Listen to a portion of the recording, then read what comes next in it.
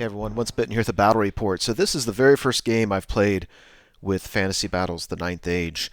If you don't know what that is, it is a player-created rule set designed to be what would have been the ninth edition of Warhammer Fantasy Battles. So I've been involved very heavily in designing the Beast Herds book, which is the replacement for Beastmen, and this is the first time I've been able to playtest it. So I was very excited for this game. I should say going into it, the guy I'm playing against is a very experienced gamer. I think he's a very good Warhammer player. But both of us were approaching this game mainly to learn the rules. So we didn't sit down and spend hours and hours deliberating over our list and all that. We both just kind of threw together a list that was somewhat similar to 8th edition lists we would play, and then we just kind of had a lighthearted game, just making sure we understood the subtle differences between this game and what was 8th edition. And of course, I was wanting to test out a couple things in the Beast Herds book to see what I thought about them and how they actually played out. So, deployment, starting on my right, he has 5 skirmishing archers, a steam tank. Then he's got a big unit of halberdiers. Now, he upgraded them to veterans, so they have +1 initiative, +1 weapon skill. He's got a cleric in there, which is the replacement for the warrior priest. Very similar. I think he has hand weapon shield. In Ninth Age, that means you get parry, and that means you're -1 to hit in combat. So that's kind of nice. And if they get reroll to hit, they get hatred just like they used to. In front of them is 5 more skirmishing archers. To the left of that is a unit of what used to be called great swords. Now they're called Imperial Guard, and you have the option to replace a great sword with hand weapon shield for an extra point per model. I think they're still only about 10 points a model. And they've got a 3-up armor save, and they're -1 to hit. So those guys are pretty formidable. Behind him is a unit of 10 skirmishing archers and 4 characters. He's got a level 4 of light, a level 1 of light. I know one of those two guys has a scroll. I don't know what else they have. He's got a general with 1-up rerollable armor save. He's got a battle standard bearer with a 1-up armor save with 1 reroll. And let's see. Then he's got 4 demigryph knights, then a unit of 10 knights. I don't know if there's anything special about them. And then there's a cannon in the corner on the hill. So, start on my far right. First major mistake of the game is I put my harpies way over here to the right. What I've always done with my beastmen is cut my harpies right behind my lines so they can clear away chaff or redirect when necessary. And I don't know what I was thinking. I think what I was thinking is I was worried about him knowing where I was going to put my important units and being able to counter them. Which was a dumb thought because my opponent had so many more drops than me that was going to happen no matter what. So anyway, harpies are way over here. There's a chariot. And then I've got basically a monster flanked by 2 hordes. So starting on the right, I've got a unit of longhorns, used to be called Bestigor. Now you have the option, you can give them halberds instead of great weapons, and that's what I did.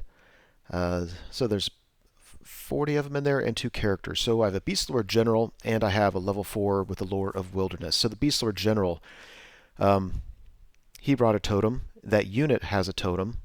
And if you don't know what those are, it's going to take too long to explain it here. They're basically bound spells. The unit has to choose 1 bound spell, and characters with the totems have access to 4 bound spells. So that unit has the bound spell that gives them +1 attack and armor piercing 2. So that bad boy goes off. Those guys will be real can openers. Let's see, this guy's got +1 toughness, my general does, and a 4-up regen save. Kingslayer is just like the sort of anti-heroes it used to be. And then Stalker's a special rule. You get a choice of 3. This one says that you get to re-roll ambushing units. So that's nice. I've got my level 4. Wilderness is a combined lore from the old Beast and the old Wild. I actually really like it. He's got a scroll and he's got a 1-use item that he can make his units stubborn, just in case. That Gorgod model is actually proxying for a Cyclops, which is the stone thrower thingy. And then to the left of that, I've got a big unit of 40 Wild Horns, which used to be called Gore. They have extra hand weapon. I've got a second Beast Lord in there. So some people are saying, you would never take 2 Beast Lords. Why would you? So I wanted to try that out. He also has a totem. That unit also has a totem. The unit totem is +1 attack, armor piercing 2. Beast Lord, of course, his totem is all 4 of them. Let's see, he's got a 2-up rerollable armor save, which gives extra attack. So the old 1-up rerollable giving extra attacks can't really be done currently, I don't think. I got to 2-up rerollable armor save using the Beast Axe, so that gives him +1 strength and +1 armor save. He's got Seed of the Dark Forest, which is that force in front of my lines, which is pretty cool. If you're casting any kind of hex, augment, or totem in that wood, then you get like a +1 to your bound spell casting. I'm sorry, plus D3 to your bound spell casting. He brought his special rule instead of Stalker, which allows you to reroll ambushing units. Stampede allows you to bring in ambushers on turn 1 as long as you don't go first. My BSB's in there. People are saying the Beast Banner doesn't work anymore, and I cry foul. I think it can work just fine, so I gave him the Beast Banner. He's got a 3-up armor save, which I got him to using the Beast Axe, and of course he has a totem. So my thinking here is, if you want totems to work, you need a lot of opportunities to cast it. So both of these units can cast their totem on themselves, and I've got 2 characters that have the chance to cast any of the totems as well. So if I really need a totem to go off, I'll have on one of those units, I would have three chances to cast it. My army also consists of, sorry about the bad picture, but basically 2 medium-sized units of wild horns, and I've got a what used to be the chaos spawn, and this thing you can bring on turn 1 in any forest. So I won the roll to go first. I decided to go ahead and go first, which means that I cannot ambush turn 1 because I went first, and that was okay. I wanted to just kind of get my battle lines in order. So I did what you can see there. I brought in the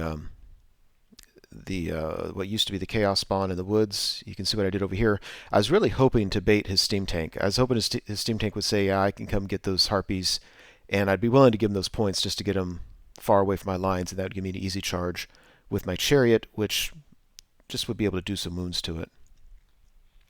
My Cyclops drops a rock on the Imperial Guard. I hate that name only because it sounds like 40k, by the way. Yeah, I'm used to trebuchets. This thing was strength 3, and I think it ended up killing 2, maybe 3 guys. Just maybe 4. I don't know. It's just a couple guys. It just really was like, meh. I mean, they have a 3-up armor save, so strength 3 just wasn't doing much to them. And then we go to Empire turn 1. I don't think he moved much. You can kind of see what he did. There wasn't a whole lot of movement. If anything, he just took his 5 archers and put them kind of closer to my lines. His cannon on the hill shot at my Cyclops, hits it, wounds it, gets past my ward save, and does 3 wounds. So War Machines now, they do D3 plus 1 wounds. So that was an average roll for that. Then his steam tank does the same thing and kills him. So that's 200 points down the drain in exchange for soaking up a shooting phase and killing between 2 and 4 Imperial Guard. That's not a good trade for me. Go to Beastman turn 2. So I get to reroll a 3-up for my ambushing units to arrive, and one of them doesn't come on. That really sucks. That really, really sucks.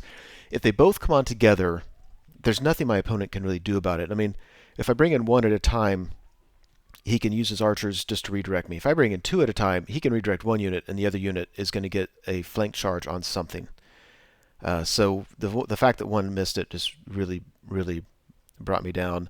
In hindsight, with the way that Who Goes First works in 9th Age, if you know that you have very, very few drops like this particular build does, there would be no point in bringing the ability to allow you to arrive turn 1,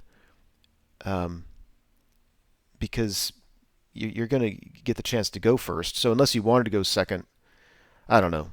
I almost wish I would have brought Cohort instead. That way they could have arrived in turns. So they either both would arrive or neither one would have arrived. And I think there's value in that, because if they both arrive, put them more than 6 inches apart, they can't panic each other off the board, and you're going to apply just a lot more pressure. Anyway, otherwise it looks like this. So I'm thinking at this point, I can be patient. I don't mind setting up those woods. I don't mind when I'm set up in those woods. We're forest striders, so we're still steadfast in woods. That doesn't bother us. I'm getting plus D3 to cast on a lot of my totems. I'm fine with that. I'm happy to go out of the woods, but I just don't feel a need to rush it because I need my ambushing units to come on. The point of this list is to have 2 tough units in front applying pressure, and then bring in a couple medium-sized units in back that by themselves aren't that great, but if they're getting a rear charge, they could really be dangerous. So that was my thinking there. I think I made a mistake too. In my magic phase, I was able to get the totem off on my Longhorns, Bestigors, +1 attack, armor piercing 2. So if that steam tank came into me, then I would just waste them. The problem was I flew my Harpies behind the steam tank because I was thinking the steam tank's going to be tempted just to go lock up my Longhorns. But then when I got the totem off on him, now it doesn't make sense for his steam tank to go in there, and so now I just gave him the Harpies for free. Not Harpies, they're called Ravagers now. They're better than Harpies were. Um, yeah, so this guy charged. He had his unit of archers over here. I get a charge on him, easily kill them. And we go to Empire turn 2. So yeah, he doesn't take the bait with the steam tank because I got totems off on both of my big units, by the way. And my opponent decided, I don't know if he tried to charge and failed, or if he just decided he didn't want to charge either of those units with his cavalry with my +1 attack and armor piercing 2 bonus. So the steam tank kills my Ravagers. I'm feeling a little bit dumb about that, but again, this wasn't a real serious game, so we're okay. Let's see. Yeah, he pulls his characters out, puts his generals BSB in with his Imperial Guard. He moves his spellcasters out, redirects with his archers. I'm okay with that. These guys in back really just need to apply pressure. I could have turned the other way and got the cannon off the board, but now I'm not really worried about his cannon, to be honest. Yeah, there's free points I'm giving him. He's shooting at these guys trying to force a panic test. I think that's a real smart move because they're only leadership 7, and it doesn't work. And this is another idea. I'm thinking, leadership 7 really hurts. I mean, if you throw a low-level spellcaster with them, if they fail a panic test, they can re-roll it at the cost of 1 wound to the spellcaster, and that might be worth it. Might be. Or you can put a hero-level character in with them and at least get them leadership 8. But, 8's better than 7, but it's still pretty chancy that you would run off the board. Yeah, Ravagers are dead. And we go to Beastman turn 3, and my ambushing unit, the one that didn't come on in turn 2, doesn't come on in turn 3. I've got a re-rollable 3-up, and that's 2 turns in a row. I've rolled 4 dice, and all of them have been a 1 or a 2. Yeah. So without that pressure in the background, I'm thinking, okay, I don't need to be too aggressive yet. So I'm still happy to hang out in the woods. There's a totem I can cast, which can give me insane movement. So I'm happy to do that, but I need to get that chaff out of the way in front. And this is where I'm really kicking myself, throwing away the Ravagers. I mean, this is what Ravagers should be able to do, is go clear the chaff out and give me options. And instead, I was just being stupid with them. This was not intentional. I have random movement 3d6, and this guy, I just said, yeah, go towards the steam tank. Just want to get him kind of closer to the lines. I would love for the steam tank to have to come out of the way from the action to come get this guy. He rolls like a 16 or 17 and zooms into the steam tank. Now, one problem with that is steam tank, it used to be that he could only attack on the Empire's turn, and so this means I could come into him, I could attack him on my turn, not going to do anything. On his turn, he couldn't move or shoot or anything and would have to use everything he had just to kill my guy, and so it would take him out of action for a game. Now, he can attack my turn, and he's full wounds, so he gets like 3d3, auto hit strength 6. So basically by making that long charge, not intentionally by the way, I just gave him this guy on my turn, which sucks. Easily could have been avoided if I just would have not gone towards the steam tank, just would have gone past him. Again, if my opponent, if I got near to the steam tank, he could have gone after me in his turn, but it would have been pulling him away from the action, which is what I needed. Yeah, so we charge these guys. After combat, I decided just to go ahead and get the points because I figured if I overran, it would still give me a charge, an easy charge into the back of his halberdiers. I ran a 10, which was kind of bad because right now I can charge those guys, but if they move up at all, it's going to be easy for them to get out of my charge arc. So that could have gone a little bit better. Empire turn 3. So his steam tank gets the charge off on my chariot, which is just this guy.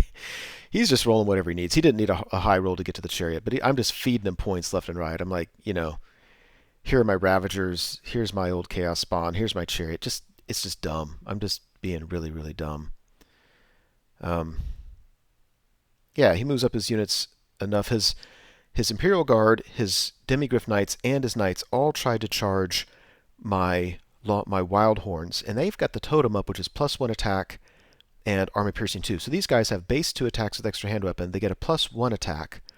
I'm leadership 10 rerollable to get rerolls to hit, and they're strength 4, so then they're going to get 1 armor piercing for their strength and 2 more. So your 1-up save is a 4-up save. I have tons of attacks. Should be rerolling to hit. Plus, I've got a general and a BSB. My general is strength 7 with 5 attacks because of the totem. Rerolling should be rerolling to hit. BSB has 4 attacks, strength 6. I was like, bring them. Oh my gosh, bring them all. I think I'm going to do so much damage there. And when he failed to 2 units, I'm like, those demis are dead. I should kill 2 demis before he even gets to swing. He just fed me a unit. Yeah, that went very, very well for me. This was just dumb. Just dumb. Stupid. Yeah, so in the magic phase, yeah, I'm casting what used to be the Vile Tide spell at these guys. I do 4 wounds. I needed 5. So as 1 guy, still redirecting my guys. Okay, so this picture is taken before combat. So he has Lure of Light. So he gets a spell off that says you can do an automatic reform and you'll get +2 to your combat res. And I'm like, okay, I'm going to let that go. He's got a big magic phase. I want to say it's like 12 to 6 or something. And I'm like, I'm going to let that go because, again, I think 1 or 2 of these guys are going to be dead before he gets to swing. I'm not worried about the +2 combat res. Then my opponent casts a spell. I forget which one it is, to be honest. But it's not weapon skill 10, initiative 10. It's not that one. But the problem I have is my opponent and I have the same amount of dice left. So the spell he got off I'm not really worried about, but if I let it go, my opponent has 4 dice, I have 4 dice. I don't know if I'm going to be able to stop the next spell, and my scroll is gone. I don't know what I used it for. So I got 6 dice to 4. I can either get rid of this spell now and then give my opponent the next spell, or I can let this spell through. That gives him 2 spells through, and he's got a 50-50 chance of getting a 3rd spell through. So I stop this spell. He gets initiative 10, weapon skill 10. That sucks. That means he's going to go first, which is awful, because now that reform is really beneficial because he has double his attacks from those demis. And I think he has +1 attack on him. Maybe not. Now to hit him, my troops are hitting on 5s. Then we go to combat, and on leadership 10 rerollable, I fail my primal instinct roll. You've got to be freaking kidding me. Leadership 10 rerollable, and I fail that. So I'm hitting him on 5s without a reroll. And that sucks. Yeah, he killed... how many did he kill? I start off with 42 models. I'm down to 20. He killed 12 guys. I do a total of 4 wounds. I was very, very disappointed in that. I mean, that sucked. It was a very well played magic phase on my opponent's part. The mistake I made was getting rid of whatever he cast that brought my scroll out. That was a mistake on my part. I can't imagine what he had that I should have been that worried about. That sucks. That sucks. All right, we go to Beastman turn 4. I charge his last remaining chaff. The Beast Herd's book has awesome chaff and anti-chaff, and the fact that I lost the chaff battle is just really bad playing on my part. If you look on the left, my ambushing unit decided to come in, finally. So I brought him in from the side. I'm just ignoring his cannon. I need to be able to threaten flank charges. So yeah, that's what they did. My topmost gore unit that ambushed just had to reform. Again, I'm just trying to threaten the things that he has. He doesn't want to put his spellcasters in with units, and so I'm going to make that tough for him, hopefully. Yeah, let's see. After combat, easily kill us. We didn't even roll for his last remaining archer. I just reformed so everybody's in my front. And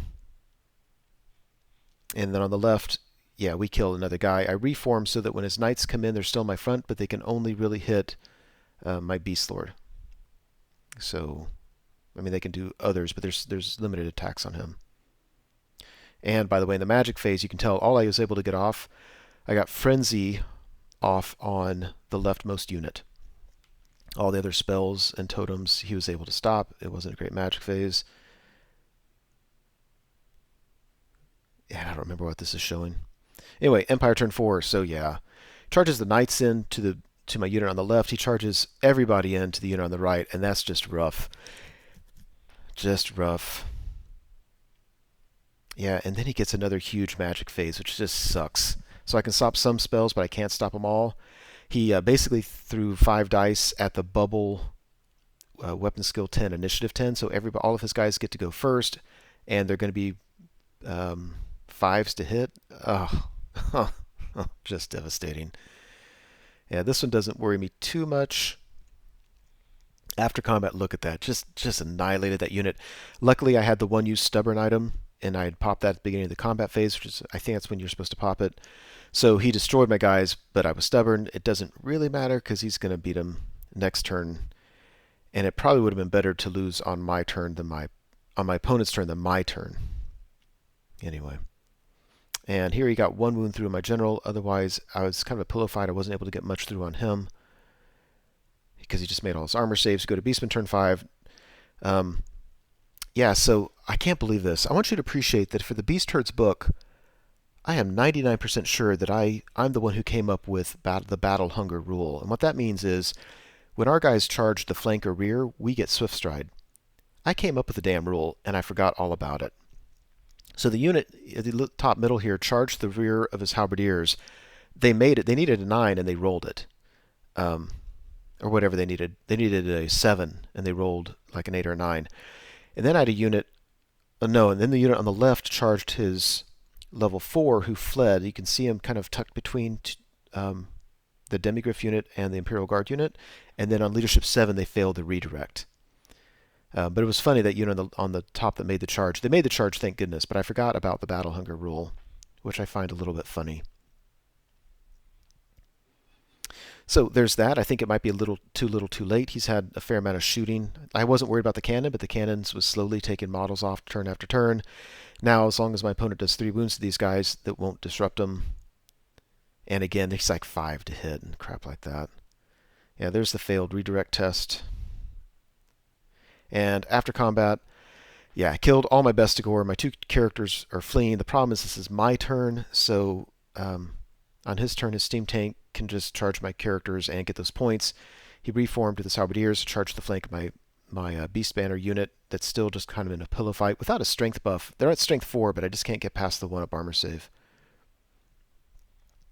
So he charges the flank. Here he turns around his general's unit, goes towards my other core unit, and I'm going back up. And his steam tank got my 2 characters. So yeah, so this doesn't look promising. The one thing I have here is, some of those guys have to attack my BSB, which isn't easy to wound. He has enough attacks. He's got reroll to hit. It's kind of scary. I think in the magic phase he lost all his magic levels, so he's finally not doing a whole lot with magic. And after combat, finally, my Beast Lord did what he's supposed to do. Killed the Demigryph. We killed a bunch of knights. My opponent fluffed, even though I had rerolled to hit, he fluffed a lot of his to wound rolls, and actually wasn't that bad. I might have even won that. Maybe not. I don't know.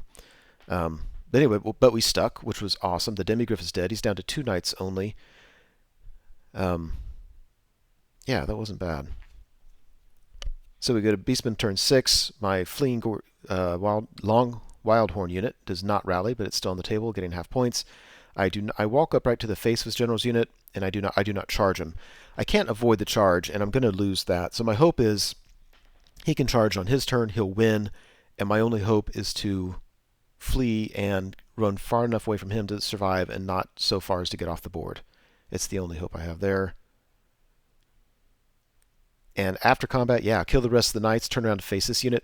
I want you to appreciate this is the unit that had demis and knights in front and halberdiers in their flank, and they are just kicking it. My BSB is still alive, my general's still alive. They've got that Wolverine totem up, +1 attack, armor piercing 2. That's, by the way, why I was able to finally kill all the knights. The totem was freaking awesome. And we go to Empire turn 6, and that steam tank is just rocking my world. That just, oh my gosh. He brings him in. That's gonna hurt. And after combat, yeah, so the steam tank comes in, kills a bunch of guys, but still I have all these attacks. I mean, I have a champion and one guy left by the time it's time to attack. But the champion starts with 3 attacks. The regular guy starts with 2, so that's 5. They get 1 attack each, so that's 7. So we get 7 attacks, rerolling to hit. Um, Strength 4, and then of course my general BSB. We just destroy that halberdier unit.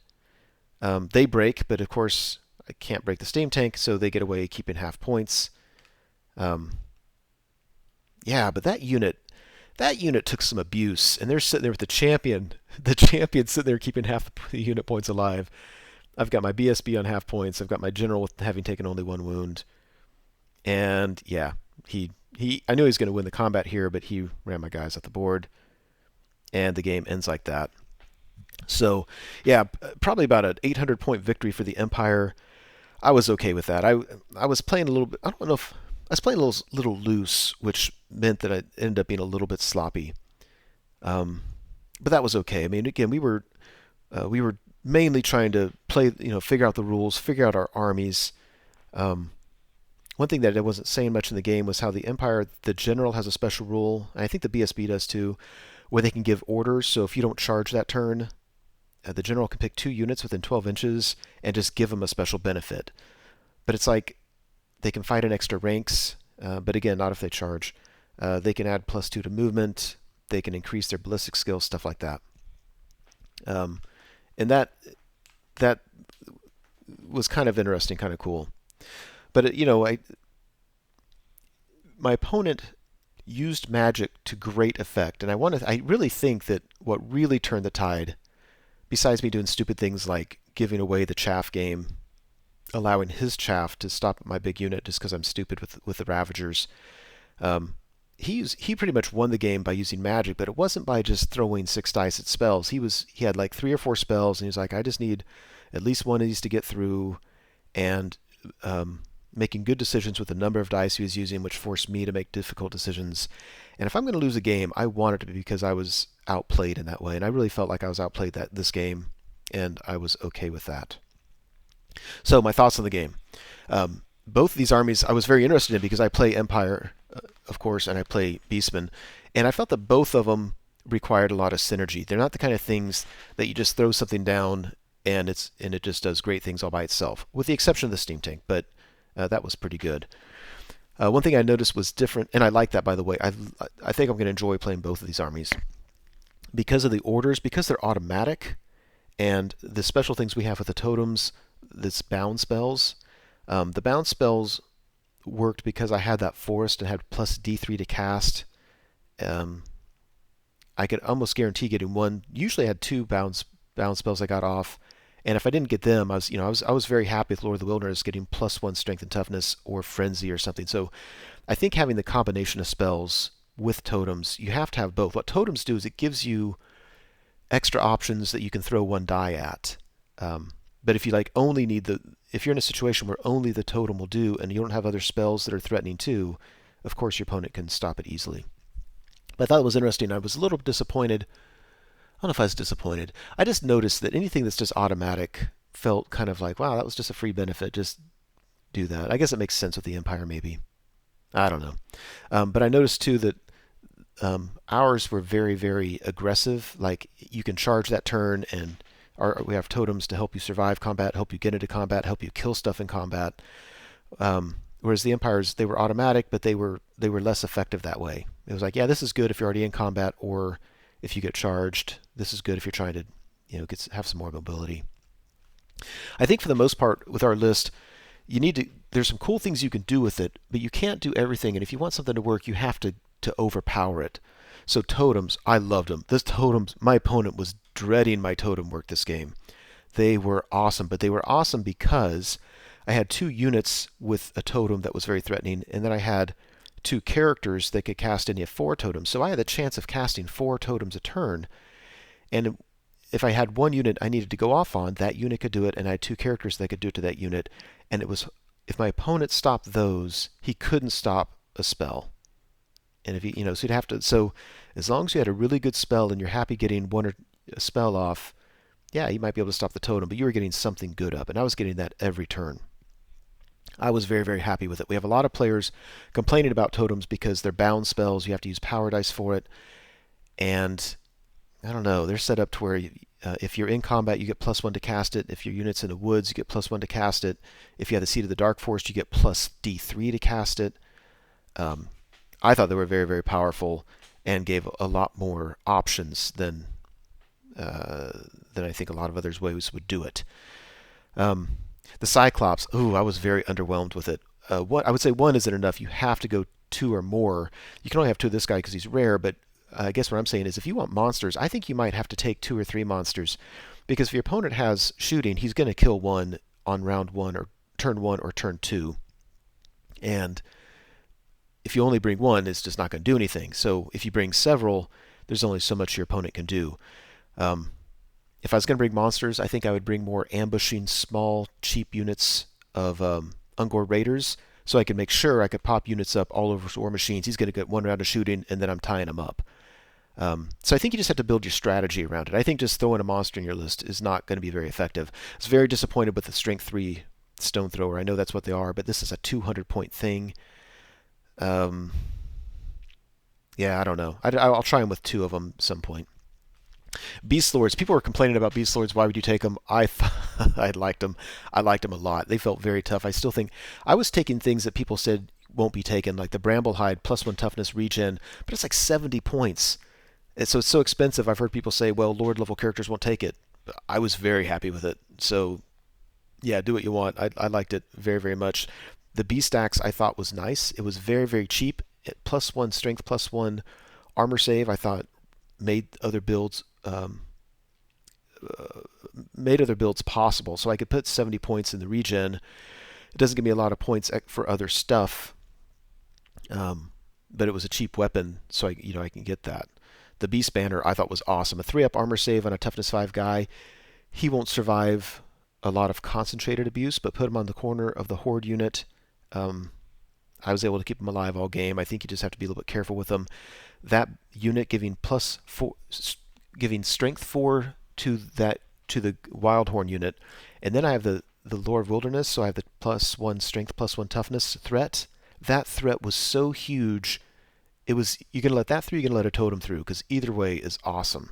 If you let that through, I don't need the +1 attack, armor piercing 2. My guy's gonna be strength 5. If you stop that, I'm going to be an extra attack and armor piercing too. I mean, they synergized very, very well. I was very happy with it. The Beast Lord rolls, um, I think the reroll ambushing rolls is the automatic one to take. If you have one Beast Lord, boom, that's the one you need to take. But that's kind of how it was designed. The other two options really depend. If you're going to have an MSU unit, so that you're probably not going to get the chance to go first. I like having the option of yes, you can go, you can ambush turn one because you're not going to go first anyway. If you're having a very small drop count, so you're almost certain to get the turn to go first, and you want to take that turn to go first, then take if you're taking a second Beast Lord, which I kind of liked, take the one where they come in cohorts. That way, when your guys come on, if they don't come on, they don't come on. But when they do, they come on with enough units that your opponent can't pick them off one at a time. If you come on with just one unit at a time, he shoots at one, they panic off the table. The next turn you come on with another unit, he shoots at them, they panic off the table. If you're bringing two Beast Lords, it's a very viable tactic to bring in 3 units at a time, space them more than 6 inches apart. Your opponent can't deal with all of them. I really like that. I know I'm biased. I'm not trying to sell everybody on these things. I was part of the conversation that designed these things, and so I know I'm biased. Nevertheless, I liked having that option. Ambush, I really liked. I was really frustrated that I failed a 3-up rerollable 2 turns in a row. It was very, very frustrating. Battle Hunger, I really like that my guys come on behind the line and then they have Swift Stride, so they're very, very likely to get in combat. I haven't decided yet how big Gore units should be if you want them to help in big combats. I know they're charging the rear. When they get to combat, they need to have at least 2 ranks left after fighting, and 20 may not be enough, but I just don't know.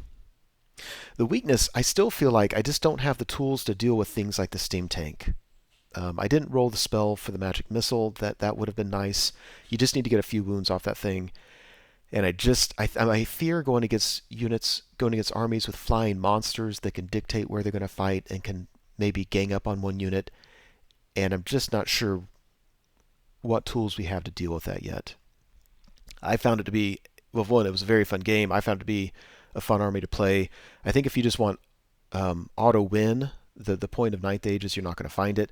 If you just want to put units on the table that don't require synergies and working together and strategies, if you just wanted to put them down and have their stats and special rules win for them, the Beasters is not going to be what you're looking for. We can build some really tough characters. Other than that, I don't think it's going to be what you want. Anyway, that's it. Thank you so much for watching the video. I truly hope you enjoyed it. As you know, YouTube has a variety of functions you can use to interact with videos such as this. You can like or comment on the video, you can favorite it, you can share it, and of course you can subscribe to the channel. And I encourage you to do any or all of those things as a way of interacting between viewer and producer. As always, I appreciate your patronage on the channel and wish you all the best.